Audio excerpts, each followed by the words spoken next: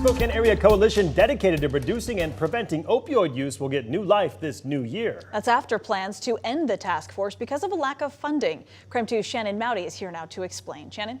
The Spokane Regional Opioid Task Force will not end as announced last month. In fact, the task force has already had its first meeting under new leadership.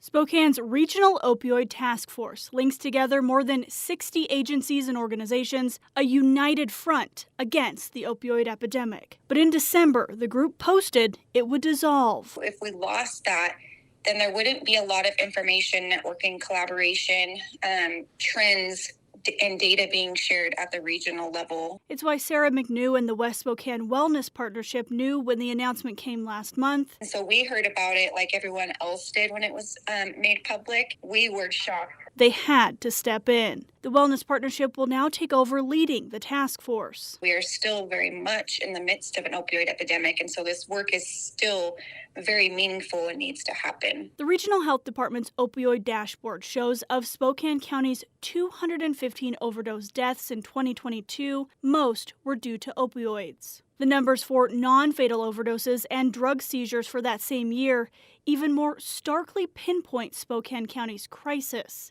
Fentanyl-related overdoses increased 186%.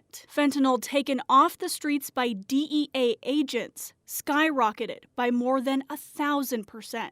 McNew says the Wellness Partnership's work closely mirrored that of the task force, and the coalition knew they could help in another way. We have local, state, and federal funding sources for substance prevention. Lack of funding was the reason given for the task force's expected demise. Kelly Hawkins, Spokane Regional Health District spokesperson, says SRHD supported the task force by providing a grant-funded administrative employee. That position had to be cut after SRHD learned the federal funding would be greatly reduced. However, Hawkins said the task force was not operated by SRHD, and the inability to provide the employee didn't have to change the work the task force does in the community. McNew says in reviving the task force, the first steps will identify how to move forward. And identifying priority areas for us to focus on. But she adds the mission of reducing opioid use, overdose, and deaths isn't going anywhere.